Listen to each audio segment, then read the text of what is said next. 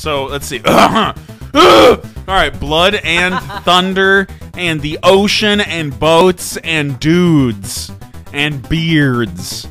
Bearded, noseless men fighting berserker rampage bear people. Wolf man. Wolf bear man. You didn't just say all of this. He will kill the guy. He will save his mom. He will have vengeance. His mom don't need saving. You gotta say all that again. All right, let's get it. Welcome to another episode of Bringing Down the Grindhouse, a podcast where we discuss horror in media. And tonight, brace yourselves. Man the oars. Consume your peyote and go into a berserker rage. You will have vengeance. You will save your mom. And you will have vengeance again. As we jump into the Northman for John's birthday. You know, my intros aren't always good. I'm very tired today, okay? But this is, yeah. Who are you? Mitch. I'm Mitch. I'm Justine. And I'm Jonathan. I'm very tired today. It's hard. We are coming I up. like how you responded to that like it was a stupid question. So, Sorry. tradition here. Good. Tradition here at the Grindhouse Cave Wait. You not just call my place a cave. apartment. Okay. Sorry, the Grindhouse estate. Studios. This is the estate. This is the temple of the Grindhouse. Are you kidding me? The temple of the Grindhouse. But it is tradition here for your birthday. You get to choose whatever you want, and everyone else has to deal with it. Although in this case, we all saw the Northman together and loved it. Yeah, True. So this is going to be a lot of, this movie's great, but Spoilers, we'll we talk about liked it. it. Yeah, right. a lot. A lot. So when I watched it, I was like, this is my favorite movie ever of all time. And then I watched Everything Everywhere All at Once, and that became my favorite movie of all time. But it's still up there as like one of the best narratives I've seen like ever. yeah. Because it's just, there's a whole lot we're going to talk about, but I wanted to talk more in depth It is about it. serene in its simplicity. I wasn't going to say serene. I was going to say it's sublime. Sublime in its yes. Because simplicity. It really gets at the idea of what it would mean for certain mythological things to happen, and one of the biggest ones being entering Valhalla is like supposed to be a very sublime experience for the people that it happens to. This shit. We'll get more into it though. I'd say it's less mythical and more religious. Yeah, than very anything. religious. Yeah. Yeah. So for those who don't know, The Northman was released this year in the current year of 2022. It was directed by Robert Eggers, who is also known for The Witch in the Lighthouse, which we have covered in past episodes. Also produced by A24, and I will say, we stand Robert Eggers in the chat. Yeah, holy shit. We've covered every one of his movies at this point. He's made 3, but like still, Yeah. this is he's already marking his own style and what he wants to make. And so this is very cool.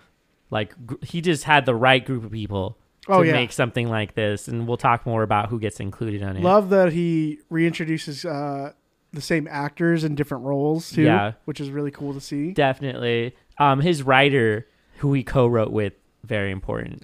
Yes, this is Sean, Sean, who is does a lot of stuff, mainly writing and poetry, but they also worked as a collaborator with Bjork, who is also in this movie. Yeah. They met as teenagers and formed a 2-person rock band called Rocka Rocka Drum. I looked it up. There is still a little bit of stuff you might be able to find. When she continued with her solo career for music, he also began to write and produce songs with her, and now shares a lot of song credits as well as nominations. As I'm pretty sure, I think he's on every album on at least one song, if what I've been told by our Bjork experts down at the base. Thank you, Noah. Yeah, maybe I got it wrong. You'll tell me later. It's okay. Basically, the film's narrative in this movie, it's based on the legend of Amleth, a figure in medieval Scandinavian legend. And it's basically the direct inspiration for Shakespeare's Hamlet. Yeah, it's the same character. So basically, there's a lot of parallels. Yeah, Shakespeare was a fanboy of certain Danish culture. If you look at it, I'm pretty sure Amleth and Hamlet is just an anagram of the other one or whatever that. Not an anagram, but it's the thing where you switch all the letters around and it's the same name. I think it's Tom Riddle and Voldemort. Yeah, exactly. I'm pretty sure that's exactly what it is. Yeah. There's some historical context for this movie. The chief authority for the legend of Amleth is Saxo Grammaticus. Damn, it's more dramatic than that. Grammaticus. Saxo Grammaticus, who is actually pretty well known because this is the guy who made the first written history of the Danish people. Oh, shit. And so he's like considered to be one of the biggest authorities because he was also like a philosopher in the time, wrote a lot of different things. And so, he was one of those artists that like got taken care of by a rich person and was like, I need you to write some cool shit. And so he encouraged him to write a history of the Danes. You mean the great pocket that we all wish to be under? Yes, as a creative, it'd be amazing to get taken under by a rich person who just wants to see your art. Artistic sugar daddy. Yeah, right. I don't like this album. Make another. Yeah, another one. That's fine. You're still paying It's like, can you give me another $3,000? Thanks. Appreciate it, Daddy. Nice. Saxo Grammaticus was the author of Gesta Danorum, which is the first full history of Denmark. And but this movie has some banger ass actors. Yeah, who we have talked about in previous roster. Movies before. Alexander Skarsgård, who is hot as hell in this movie. Shred it. Oh man, that's been like one of my OG like actor heartthrobs is Alexander Skarsgård. And what's funny is the first time I saw him was in True Blood. Yep.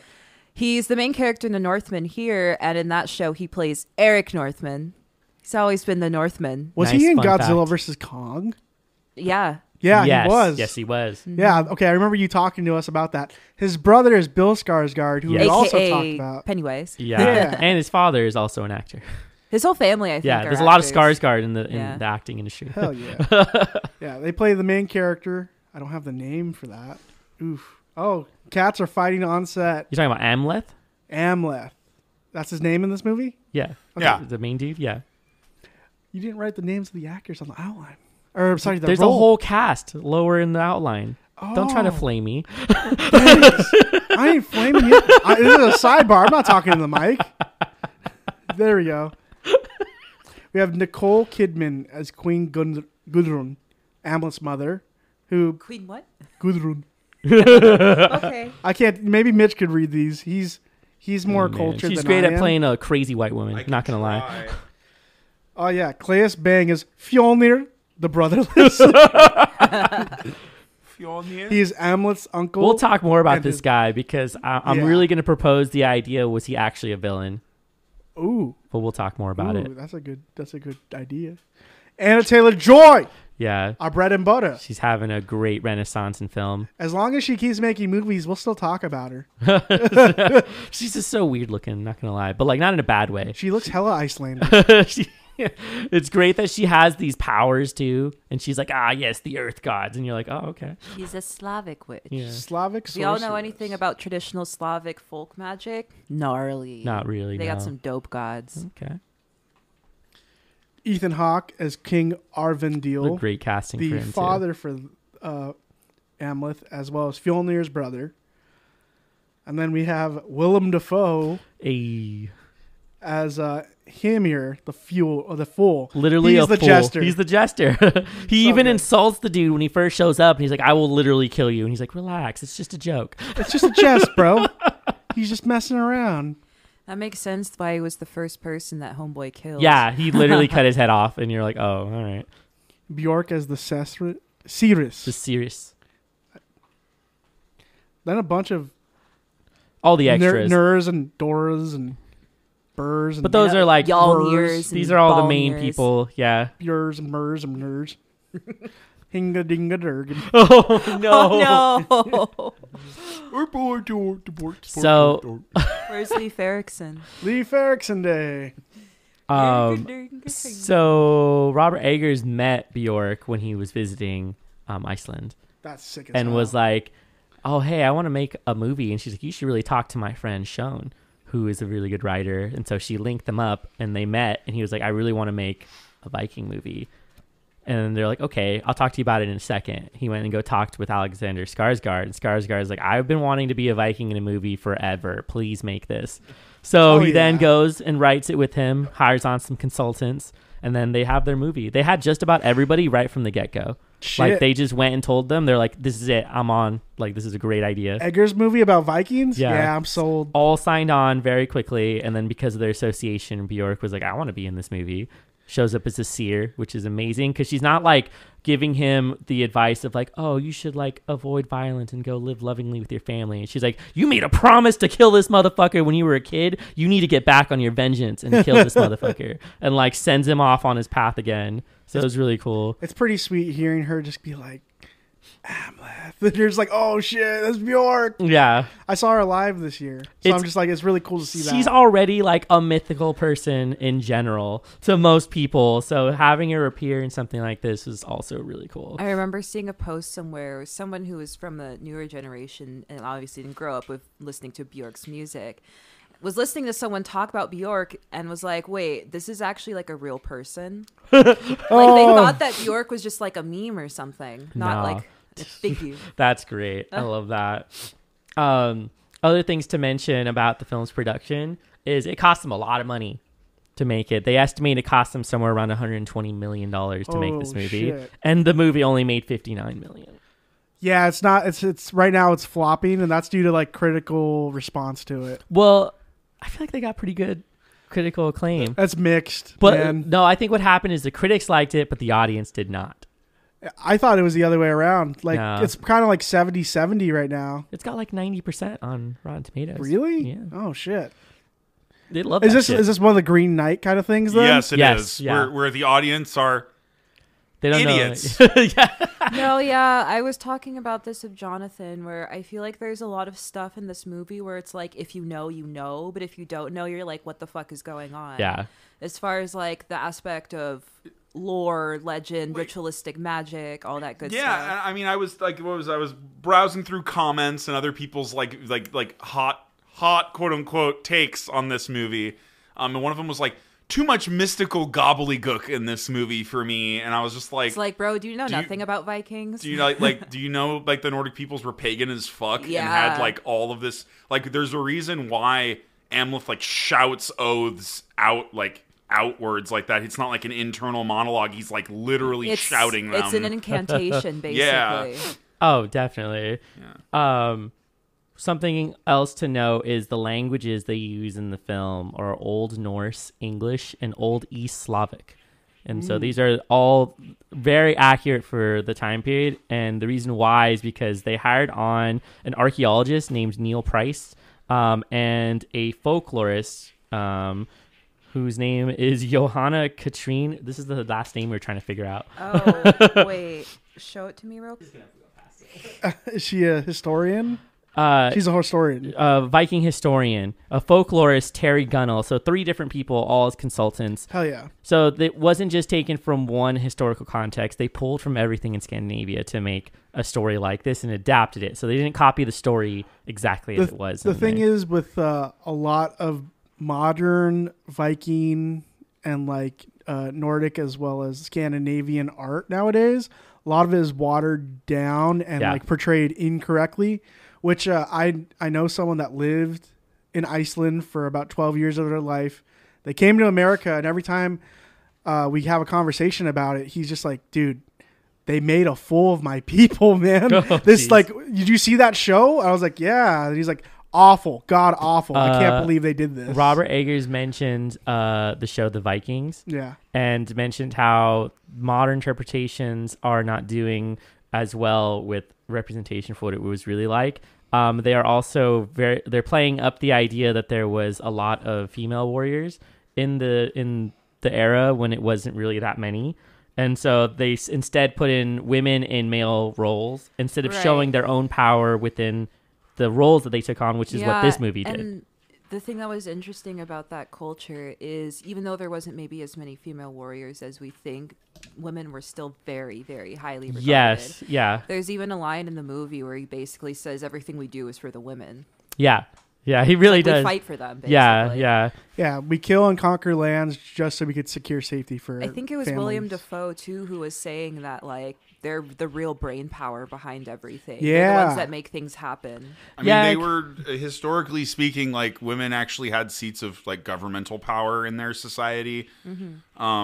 As well as their society is a harsh one that, you know, deals with a pretty unforgiving climate.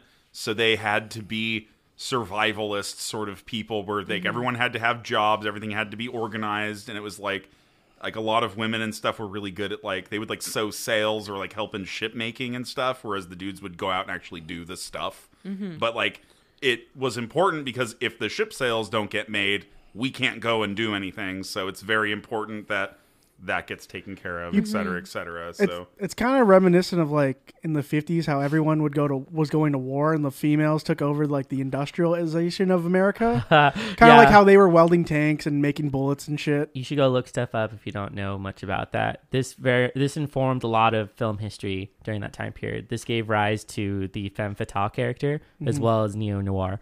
Hell yeah. So it's like that's definitely a thing. I know before we went into this movie, Mitch was saying that he wanted to see how accurate they could depict like Norse mythology in this, and as well as the culture.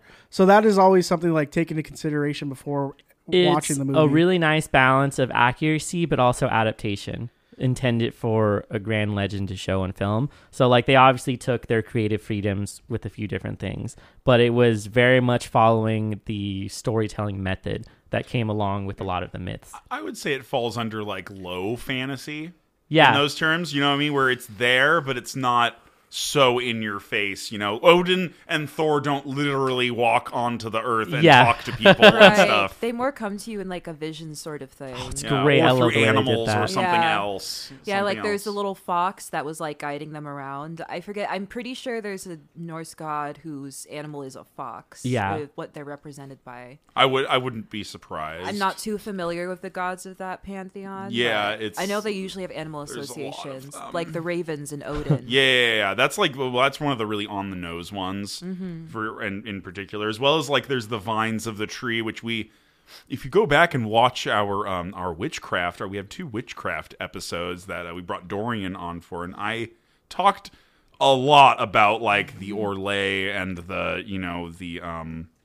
sheesh, like the great tree and all of that. Oh, how everything is interconnected, and the concept of fate and all that, which is heavily discussed in this movie. They made the idea of certain fates that are intertwined with each other a very tangible thing by showing you the visual of his family tree and the possibilities that could happen and come from that.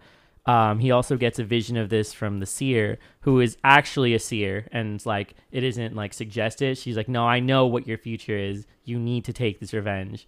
And that's sort of like what your fate is, and that's like how the story plays out. The time will come for you to choose between your kin and your revenge. Yeah, well, it says the guy tells him you're going to have to come to a point where you choose between the love of your kin or the hate for your enemies.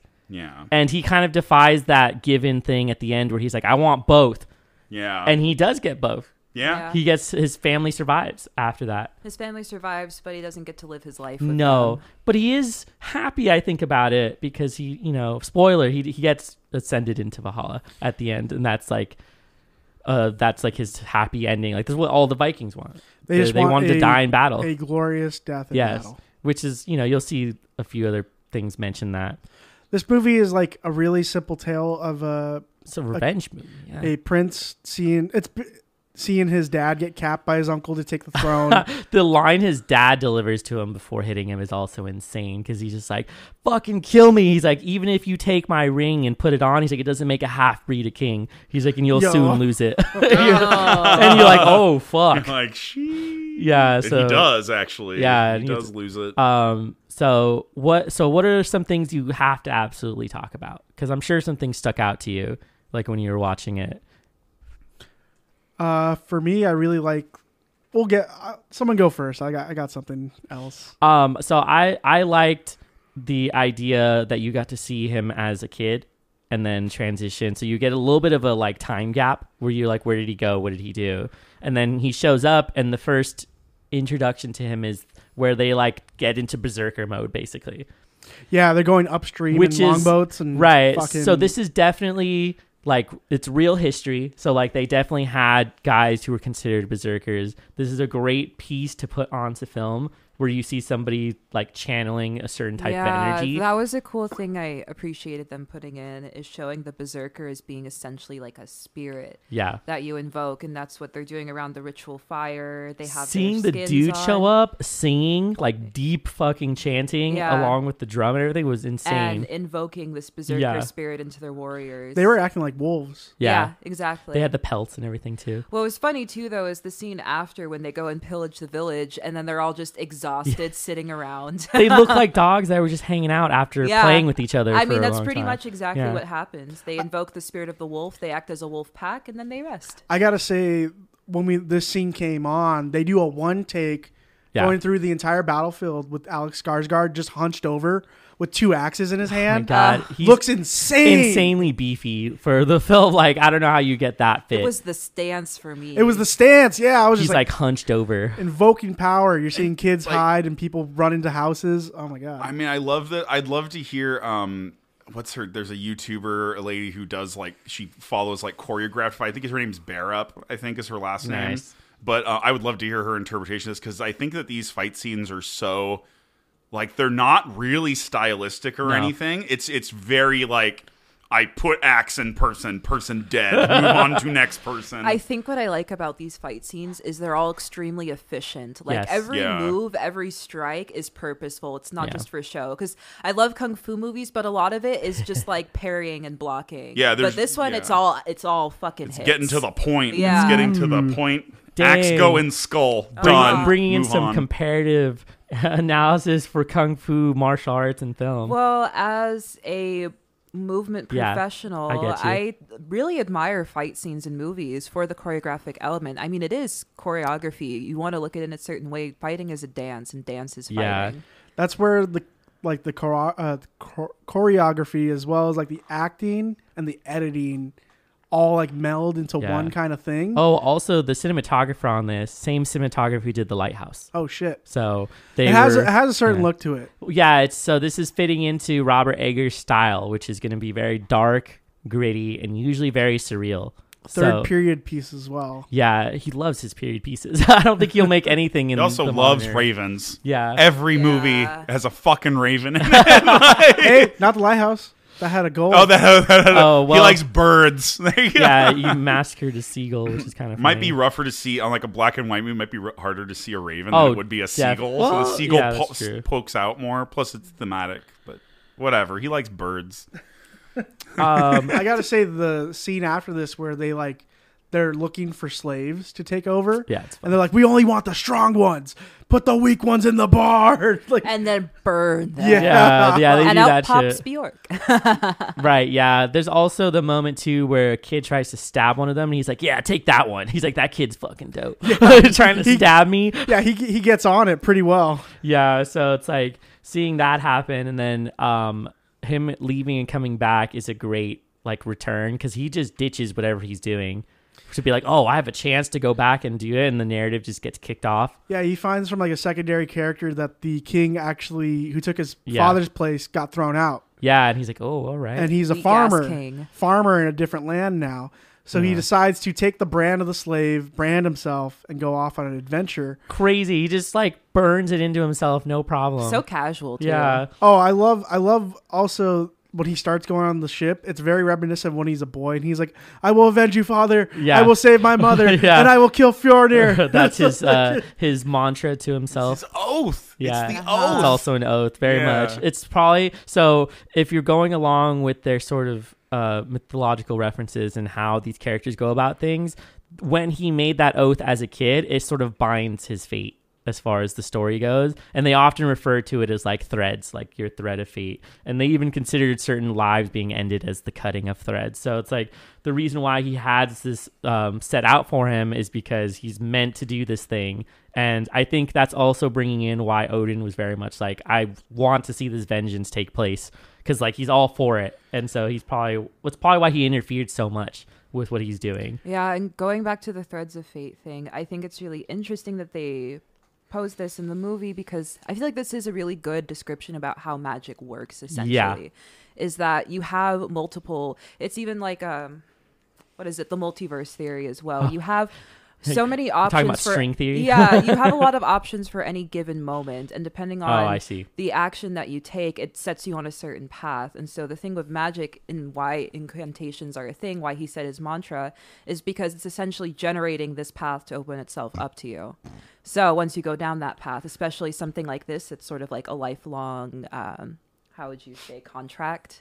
Right. You know? It's just really interesting that they posed it this way. I gotta say, like, there is a like intersecting area where we all play video games and we're all pretty nerdy in our own respects, and some of us do practice some metaphysical things. So to an extent, when we see this on screen, we're like, oh fuck yeah, this is dope. Yeah. But nowadays, like, the thing is, like, I'm thinking back to the comment on that you were talking about, how someone said it was too magic-y and too kind of I think at some point there are people that will sit in the theater and they're just cool with this shit happening. They're like, yeah, dude, it's fucking magic. Deal with it. Yeah. And other people who are like, no, this is supposed to be historically accurate. But it is historically accurate. Yeah, exactly. You're just a fucking idiot. It's something that always is going to upset me is that magic has been a prevalent thing in every single culture for literally ever. Yeah. Until, you know, the Crusades happened and burned all of this information out of everyone's consciousness, and now we just think it's some woo-woo bullshit, but like, this was it. I remember when we were watching the scene and he goes into the ceremony type cave with Willem Dafoe and his dad, and they're like tripping on peyote, and they're like thinking about the threads of fate, and they're acting like wolves and doing incantations and stuff. We were all like, oh shit, this is dope. Like, all five of us were like, this is sick. I mean, yeah, he's like, I want to give you some magic mushrooms. You're going to go in. And it was like his initiation. It's like his passing of, he's like, you're going to be king. Yeah. And it's like, so it was like, it's kind of wholesome. Like, it's him and his dad having a moment together with the dad's like best friend, basically. Yeah. And also, side note, something I really appreciate about this movie as well is that they don't over exaggerate a lot of these magical aspects to the film. Because Right. a lot of times people will hype things up and exaggerate them to make them more interesting, but like, you really don't need to if you do your proper research. And they did their research for this film, and I'm giving them high ratings for that. Yeah, so definitely a good move to bring on consultants to get like the accuracies of it. They had the tone and the theme down like really easily. So like nothing about the film really takes you out of whatever narrative it is. In fact, you probably get more excited as the narrative goes on. I love how they have the in-between sections with the saying of the location in Nordic fucking ruins on the screen. Yeah. To like actually depict when there's where a exactly lapse of they're time. at. So it plays out much like a stage play where they're like, here's the next section. This is where they're at now. You get a setting, narrative, and that usually will be really positive. The vibe definitely shifts though when he finally makes it to the uncle's farm. Right. It takes a big turn for itself for the next hour or so. I really wanted to ask then, what did you guys think about all of the historical and like references to certain mythology? Do you think it was well done? Like, was there not enough? Did you want more out of this? Like, I feel like it was a pretty good balance. I find this to be a simple yet effective story. Well, what's cool is that all of Robert Eggers' stories are this way. They're all pretty simplistic as far as what they're wanting to do, but he delves heavily into the context and the tone that surrounds everything. Yeah, So he fills in the world a lot. I think that this is a much more accurate description of what some of these encounters may be like. Because Right. oftentimes, you know, there's a lot of people who believe they've spoken with spirits or gods. And in most cases, they don't just show up in flesh form, sit on your couch and start talking to you. It's more like sort of a vision thing that happens. I feel like Neil Gaiman does that a lot. Where Yeah. like the gods will show up and literally talk to you. I mean, it's like, you know, we could, based upon our you know, knowledge of, you know, Nordic mythology, we know that Amleth is going to get his vengeance. It's established in the beginning. You're going to get your vengeance, and it's going to be at some sort of cost. It's part of like the pitch for the movie. Yeah, exactly. You get So to see him. yeah, and you kind of like, and they established that well, this is where the story's going. We're going to be going that way no matter what. How we get there is another story. However, I think that one of the biggest examples of this is when he gets captured, because at that point you're like, what the fuck's he going to do? How does he get out of this one? Because he has to. And then all of the ravens show up and clip his bindings. That allows Amleth to get free. Yeah. And it's like Odin himself sending his ravens to help out. Exactly. Yeah. And that's like a lot of cases how these deities might communicate or assist you is they're not going to do it with their own hands. They're going to send something like a raven assistance. Or they'll send you a fox guide to show you which direction you should go in. Right. I was a huge fan of the Valkyrie that shows up in all red, riding the horse, just constantly screaming like that is the thing. But like there's a moment where she rides to the cliff, and I'm not sure if this is going to be like a mystical moment where like wings pop out or something and like she goes fine, but like the horse just keeps going and it ascends further into like this white light. And that's sort of the thing I'd mentioned before where he was getting at the sublime idea of entering into Valhalla, which is I thought there was going to be wings moment. too. Yeah. And I was like super surprised that there wasn't. And then that shot right there. It's an amazing shot. Like this is one of like several that are just like some of the best cinematography you can see in any film, really.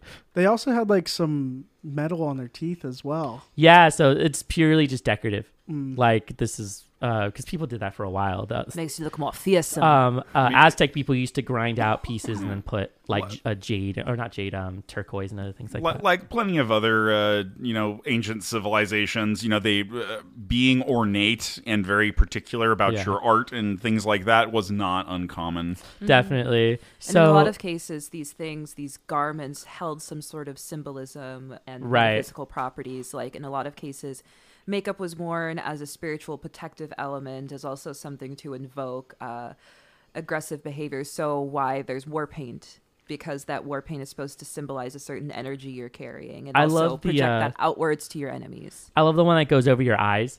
Whenever you see people like a band that kind of goes over their eyes. That as well. Oftentimes used in ceremonial purposes as well as war incantations. Well, what I think I like a lot about this is they take the time to show you moments with the main character and with the mythological person, whether it's the witch he meets in the cave who lets him have a conversation with his dead friend.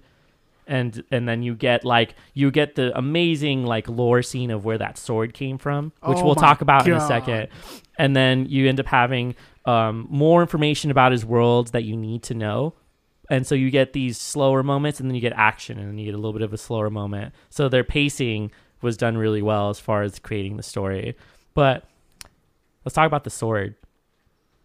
I'm smiling. So I'm a huge fan of legendary items in any sort of story.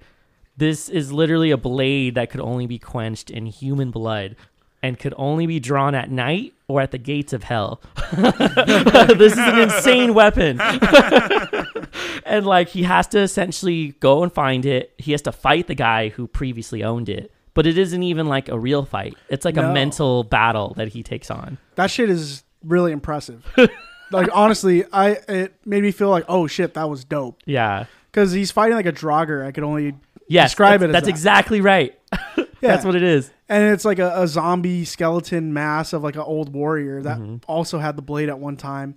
Defeats it, comes to find out that he's only at the beginning of where he started and just grabs the sword like nothing. Yeah. But it wasn't. And it also plays into the narrative too. He tries to draw the sword at some point, but then it's dawn and he can't draw the sword because you can't take it out during the day. I like the area of film and TV where it is a person pretending to be several plagues or like several instances of bad luck for a village or area. Oh yeah, he's really hamming it up like a god was punishing them. Right. That stuff is always cool to see because you have different interpretations of how they would do things. Yeah. Well, he's basically employing like scare tactics to the whole fucking village. Just one man doing this, which is insane. It was actually both him and the witch. That's true. Him and the witch who were doing it because she gave the magic mushrooms to everybody. Yeah, she said something too. She was like, your physique and my cunning. Yeah, she's like, you have the power to break bones and I can break their minds. Yeah. Yeah. And so they work together. Can you imagine having such a bad mushroom trip that like a dude comes out and murders you while you're on mushrooms? Oh, like, that sounds awful. Awful. One of the worst things that could probably happen and probably happened often. And then rearrange the bodies into a cool sculpture. Yeah, fuck. So... Oh my god. The king's fucking kids, dude. Holy shit. The pipsqueak. Yeah. The pipsqueak is It's like, don't ever talk to me like that again. And punches the dude and it does nothing. We all laughed. We audibly laughed like, in the theater. Like, who is this guy who just does that? So what I really wanted to talk about too is Amleth actually the good guy? And is his uncle actually the bad guy in this story? Yeah, go for it. I don't even really know if I have an answer, because we kind of find out towards the end that he was essentially fighting for a lost cause. Because the reason he wanted to avenge his family is because he viewed them so highly. But then he starts to find out more about them, like the fact that his mother was actually the one to order the hit on his father, and that his father essentially was assaulting his mother. Yeah. And that's how he was born, is out of assault. And it's why she doesn't really give a shit about him. Yeah. Because she wanted him gone. Mm-hmm. And so you're like, oh man, his whole revenge thing was kind of like not, it turns into where it's like, it's just about his dad. And sorry, the one thing too is that he, of course, had the option to choose family or choose his revenge. And honestly, after finding that out about my family, I would have just gone and started my own. I've been like, fuck these guys, I don't need to avenge them. But he still chose to avenge them anyways and never got to live with his family. Because he took the oath. Yeah. He was the oath bound to it. And he was like, I'm bound to this now. I have to do it. Yeah. Mm-hmm. He almost didn't, but then he was like, no. Mm-hmm. Well, he ends up having a vision. Yeah, go ahead. Another thing too is, I think in regards to the religion that he worshipped, is that if he did not go and complete his vengeance, he probably wouldn't have made it into Valhalla. Right. Because if he had gone of his family, he wouldn't have ever died in battle. Well, he would he have would gone grow old, die of old age, Yeah. most likely. Whereas in this way, he was resolving his battle. You know, His dad mentions that he doesn't want to grow old and become a graybeard, as in like an older Viking who kind of avoided fighting, and that was considered shameful. So he's like, no, I'm going to die in battle. So to get killed by his brother was pretty shameful, and was like, this isn't how I wanted these things to go. But he's still a badass all the way to the end of it. And then for his son, seeing that, I feel like he took more of the idea of like, well, he had a better bond with his dad regardless of what had happened to his family. Not to mention that he kind of kills his brother too in that moment. And so killing them both, and then the mom just being like, I wanted you fucking dead. That really throws in a lot of feelings towards the end where you're like, oh man, like should he actually do something like that? This is a gut punch. Yeah, it's a huge change in the narrative for what you're expecting, because up until that point, he's kind of like vindicated all the way through. And then you get to this point where like, oh, he's actually he's killed a lot of people up until that point for the one singular person that he wants to kill for revenge. So he ended up killing a lot of innocent people in some ways. And so that kind of changes the idea of whether or not the uncle was actually a bad guy. So technically the uncle was skipped over as far as the lineage for who takes over. And so that could be why he was rightfully mad. But he says that the only reason he did it was because he wanted to save his wife from that. And that's why she loves him so much towards the end. So it's like, this is why it changes your perspective on whether or not he was sort of justified in having that revenge. I mean, you could argue this about most media, because like, yeah, it's really just, it's like a personal journey. Right. You're doing it for yourself, but at this point, it's for his father, and he's like kind of sworn into this. So it's kind of like, I'm this far, I might as well go all the way. Right. bless you. Bless you. Thank you. Insane ending. Like one of the coolest fight scenes I think I've seen in a long while. It's giving me some major Star Wars vibes. Oh yeah, because they have the battle in A fucking volcano. Yeah, basically the side of a volcano. Or the gates of hell. Yeah, which is also great. Like they made it a physical place where it's like, this has to be the gates of hell because of this volcano exploding. The steam and fog and the way that they look in this battle is fucking incredible. Yeah. This shit's incredible. Their sword fight also isn't crazy extravagant. Like you mentioned, they do very precise. Like I think every strike someone gets injured. They aren't like just clashing swords and nobody gets hurt. And so like, and then it kind of ends in a draw. Although I do wonder what happened with the uncle, because we do see his ascension in Amlet's ascension into Valhalla, but like what would have happened to his uncle? Most likely the same. Did it happen? Yeah, was it the same? He was a warrior. He was protecting his family too. The prior war, yeah, when his brother was in command, I would only, for him to die in battle, it wouldn't be so far to say that he also made it into Valhalla. Yeah, I mean, really, the uncle did no wrong. He was just a weak king, that's all. Well, I mean, he had slaves. He was still a weak king, though. He got run out of his own place. Yeah, he really did. Interesting, though, is that he got run out, but the wife went with him. Yeah. So she was never really looking for someone who was really meant to be in that role. She just wanted somebody who cared about her. I mean, she was a slave herself, so I feel like in her eyes, as long as she's not a slave, she's doing all right. Yeah, exactly. So a lot of things changed. Is the uncle a bad character? He's Let not. us know. I think he's not. I think he did a fucked up thing by killing his brother, but his reasons are justified, understandable, and in a lot of ways justifiable because he was essentially saving her. Although this is very much like him coveting his brother's life, like literally taking his wife, his kingdom, and killing his kid, or trying to kill his kid. I mean, I don't even know if he really wanted to in the first place until the king's wife started asking him, like, can you do this, and that? True. And then also, kind of sweetening up the deal, the prospect that he would essentially be king if he were to murder his brother.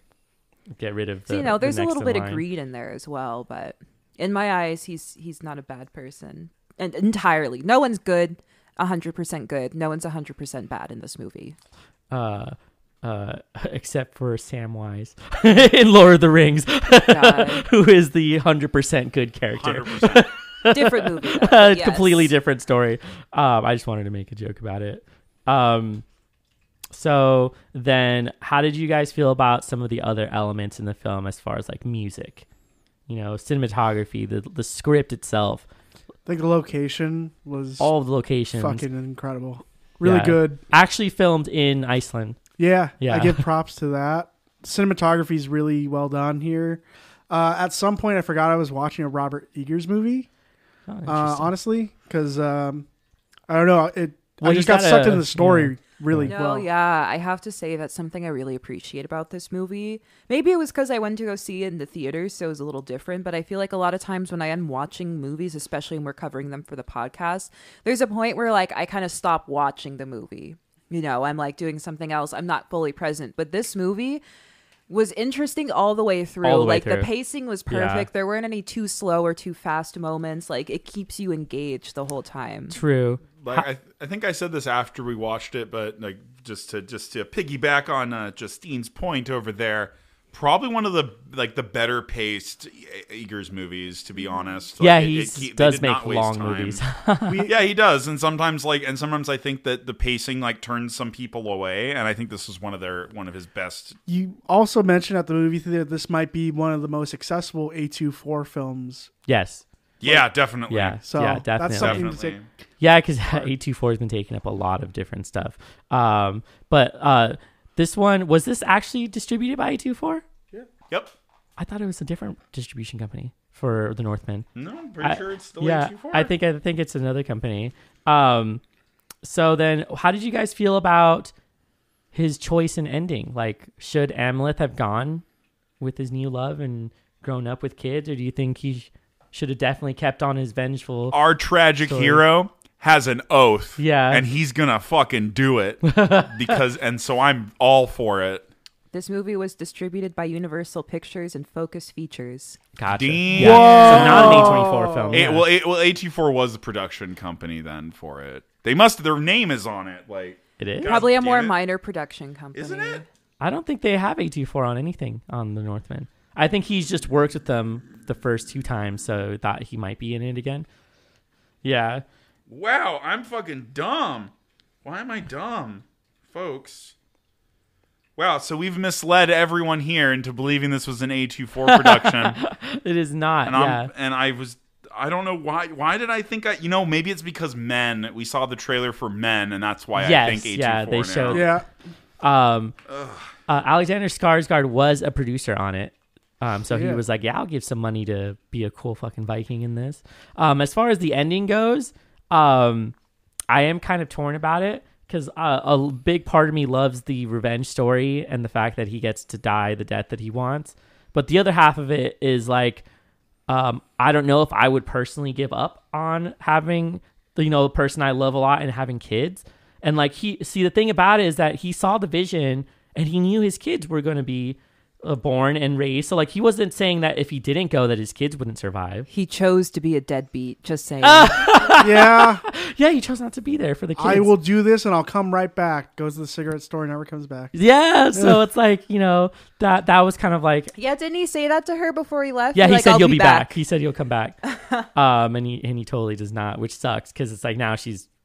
Who knows if she'll be able to protect herself? Single and who parent knows if for a minute? anyone's gonna find the body because they did die on a volcano. No one's gonna find them. Yeah. Yeah. It's kind of insane. I mean, it is the gates of hell. They just kind of absolved into obscurity at that point. As far as like heft for lore goes, one of the coolest things you could have thought of. Yeah, he's gonna fight his uncle who killed his dad as part of a revenge story at the gates of hell with a sword that was quenched in human blood. And you're just like, oh my God. This is Where do I sign up? Can you imagine pitching this? And they're like, this is amazing. Fuck yeah, let's do this shit. And then they film something like this. And then I'm more mad that people are like, what? Like they didn't like it. And I was like, oh, it's whack. Like, how did nobody like some of this stuff? I don't know. We were at a point where people really like Viking shit too. Yeah, like I feel like this is good time to be releasing something like this. A lot of cringe people like Viking shit. Maybe when it comes out on DVD, they'll get a little more sales. Yeah. But who knows? For every person that's like historically accurate and into that stuff, there's always 7 people who just like, oh yeah, I got Thor. I got Mjolnir on my fucking tattoo on my body. Oh, dang. Yeah, that's true. Mjolnir. Yeah, because I like Thor from Marvel and I'm fucking chud. So then what kind of rating? Or actually, no, I'm sorry. Favorite scenes. Yo, when the chick did the magic to make the sails go down. Woo, yeah, that's a that great shit was piece. powerful. I got the hair standing up on my skin when I watched that. Yeah. He's like, he got Anna Taylor-Joy to deliver on that line. Like, She that was a great. monologue. Got 2 words for my favorite scene. Volcano duel. Yes. Say no more. Lit In by fact, lava. Say less. Yeah. That's Oh, it. God. That's the one. Fucking, yeah, very much Star Wars vibes. Battle of Mustafar. It was William Dafoe in the leather mask for me. Yeah, him showing up and like basically giving them the rites of passage for Yeah, the sun. I'm here for shamanic William Dafoe. Yeah. They're also like all naked for these scenes. Crawling around on all We fours. were Hyper wondering Defoe. we were wondering what kind of role he would have been in this movie. We Yeah. knew it was a minor one, but being the jester and a shaman, pretty good. Awesome. We haven't seen him in a role like that. Also, what a cool duality, the jester shaman. Yeah. Oh yeah, interesting. Yeah, just like, I am a fool. Haha, I made you laugh. Yeah, well, Now let's okay. get into the introspective shit. So getting into like sort of the metaphysical representation of his archetype as the fool is in tarot major arcana. The fool is card 0. It's the start of the journey. Ooh. And as him being the fool and the shaman, he is the one to initiate people's journeys essentially. Man, they totally did that on purpose then. Oh, It's a very neat reference to include in there. I think honestly, if you go through and analyze each characters, you can attach a certain arcana to each of the characters. Gotta do this now. Could we say that the entire movie could be a whole 52 card tarot deck? Yeah, I think that's what I would she's say it's suggesting. just the major arcana. So what, 10 cards? 22, I believe. Oh, it's 20. 22. 22. Oh, 22, the power number. Did you say your favorite scene? Yeah. Which So one? she did the spell. Oh, that's right. That was sweet. I can't get over legendary items. Yo, yeah, it was like, I don't know. Did they say it was like forged by? So they What did they tell say it you was forged everything by? about it. They tell you that one, it's a rare iron that you get to use. So they forge it. They use a real forging scene, which isn't like pouring fucking hot metal into a mold. Like, no, they actually pulled out the fucking piece of metal. They had dudes hammering it. They fucking quench it. They clean it off. They shine it. You get the name from Willem Dafoe, which is an insane name. What is it? I think the sword is actually called Draugr. Yeah. And just the way he says it, it's like you were like, this is a noise he just made. Yeah, he does that, and you're just like, oh my god. We just went, in the movie theater. We're like, I yo, lost it. Quenched in, me and John were sitting next to each other, like quenched in blood, and we're like, yo. This is like one of the coolest ones. Talk about cursed fucking items. Like this is one of the top Also, cursed the items. fucking Elden Ring moment where he goes up to the skeleton to retrieve the sword and has to then That was a fight boss fight, off man. his- Yeah. That was a straight up boss fight. It was Holy great. shit. Yeah, so that was right up my alley for things I would want to include for any film. to have that moment of just like, look at this cool lore that I made. And like you just do something like that. And it's because it's not done enough, in my opinion. You don't get that kind of referencing the stuff. You get just like a mention of it. I'm just thinking of like, what would a cursed item like this say in a video game? And say, oh yes, you will use this to defeat your main foe, but you will also die at his hand. Yeah. Right. Yeah. So it's like you have an interesting narrative because with what they've created there, he has very specific rules that he has to follow to use the weapon anyway. Yeah. And then you have to wonder what happened to the previous guy who was using it.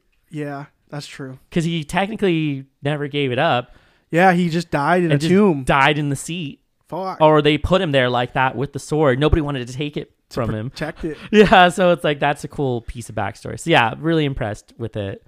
I love that. Also, he's the only one that could wield it. Like for right now in the current state of the sword. Really? I feel like anybody could. No, the thing is the sword's location opens up to the person. Oh, interesting. That's how he's able to find it and go for it. Because he also gives him a little bit of a tip to like where to find it and how to defeat the guy. Oh shit! Okay. Because he tells him to go and search for this place and then to be wary or what is it? To take note of the moonlight because that's what ends up defeating the what is it that you called it? Draugr. Yeah, the Draugr. He ends up defeating it that way. Did you guys have any critiques or minor things that you did not like with the film? Yeah, I think Alexander Skarsgård needed to be shirtless more. Yeah, why was there not full frontal nudity? Yeah, I think there was, just not who we wanted it to be. At least not who I wanted it to be. I didn't see Alex Skarsgård go down on Anna Taylor-Joy. Yeah. Bullshit. I was laying in bed naked together. I did not pay for this. You mean laying in a forest? Okay, so they were literally laying in the middle of the forest on some dirt. Just fucking. And you were like, oh. It was for the Lupercalia Festival. I mean, yeah. We talked about this. Well, we didn't talk about it on the podcast. Oh, that's true. Mention it. So the fun scene where Anna Taylor-Joy and Alexander get together is at the Lupercalia Festival, which is a pagan festival. It's essentially like a kind of a fertility thing. You see them all dance around the fire, having a lot of fun. And then essentially what happens is both parties, male and female, are supposed to run off into the forest, and one acts as the hunter, the other the prey, and whoever the hunter gets, they fuck, essentially. Yeah. They all agree to this, by the way. Yeah, this is all consensual. This is part it's of all good fun. That's all what they do. This is also the second movie he's done with people dancing around a fire. Good fucking fun. Good fucking fun. I had one critique with this movie. Bless you. Bless you. I have one critique with this movie. I think what I liked pretty much the entirety of this film. The only thing that I did not like is in the shamanic cave where they do the thing and he tells them, look at your family tree.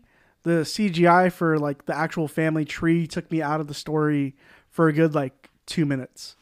I did not like how the shot was composed. I would have liked something a little bit more simplistic rather than seeing CGI bodies connected to a world tree. Oh, yeah. They had like and this, also it came from his wound and I was yeah. like, is this a wound or what's going on? Oh, we're going inside the wound now. They went to like the idea of, oh, this is part of his bloodline. And so they did a very direct metaphor for that. My problem is not like the actual showcasing of it. My problem is how it is actually graphically designed. Yeah, somehow I would have been okay with like your old school painting. Yeah. Like what they did in Midsummer. But this is a very minor gripe that I have. Fair. This is the only thing that took me completely out of the scene. I had to be like, oh shit, yeah, that's right. I'm watching the Northman. That's right. Okay. So that was my only gripe because it's not as crisp as some of the other stuff. Yeah. I mean, so that kind of ties into some of the complaints that I might have, but it's more along the narrative and how it plays out. This is a very convenient story for the main character, as in like there are several opportunities for people to kill him and they don't do it. And it's very convenient for his character to get away on some of these things. And it's like he basically has the deus ex machina, like the god machine comes in and saves him, which is Odin's ravens cutting his ties and letting him go and finish the story. Because otherwise he had lost.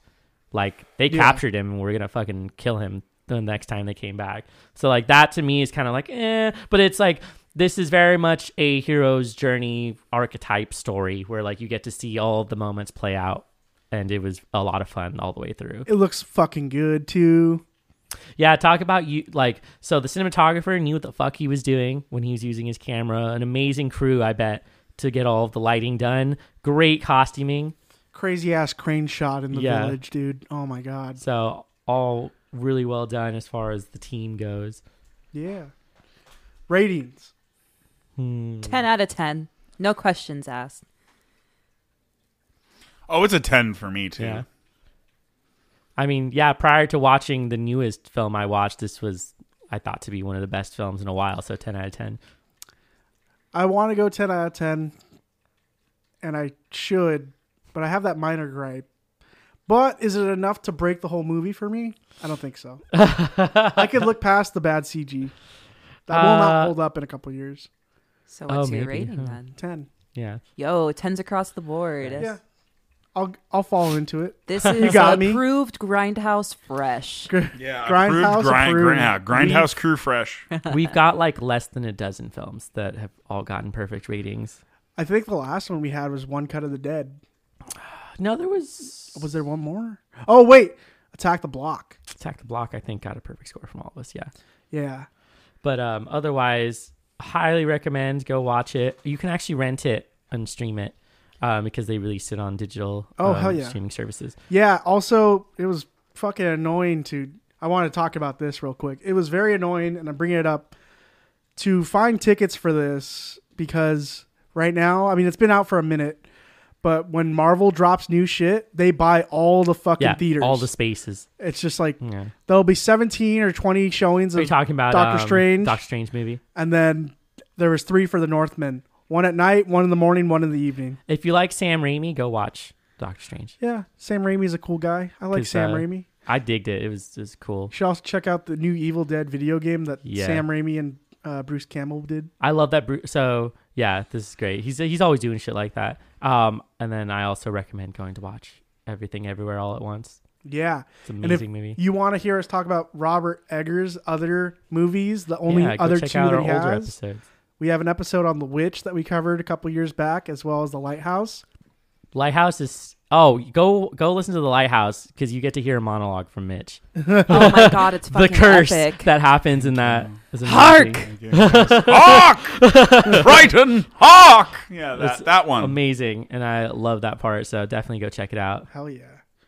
All right, well, thank you for listening to the episode. If you'd like to support us, check out all of our things that we have on our link tree.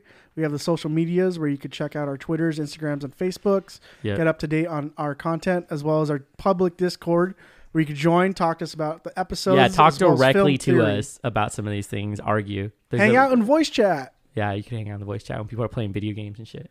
Yeah, we also stream on Twitch occasionally. And soon we'll start streaming the podcast on Twitch. Yeah, we're really looking to figure out a way to get a visual portion so that you can see us. We're also thinking about having a movie night where you can watch some movies with us. On Discord, yeah. On Discord. Yeah, because we can provide every movie that we talk about. Yeah, and then if you would like to check out a way to support us financially, give us some moolah so I can buy stuff. Buy more video games. Check out our Patreon, where for $2 a month you can become a subscriber, get access to all our bonus content, as well as recommend a piece of horror content for our episodes. Then, while you're still there, check out the link tree where we have our Teespring, where we have merch of all kinds. Get a cool shirt, nice hat, get your mug. Yeah. A glass. A pint glass with our faces on it. Yeah, you got the cool chibi versions of us. Yeah, and then if you're still itching for more, check us out and give us a follow on Spotify. Go look at the other 120 episodes that we've made. That too.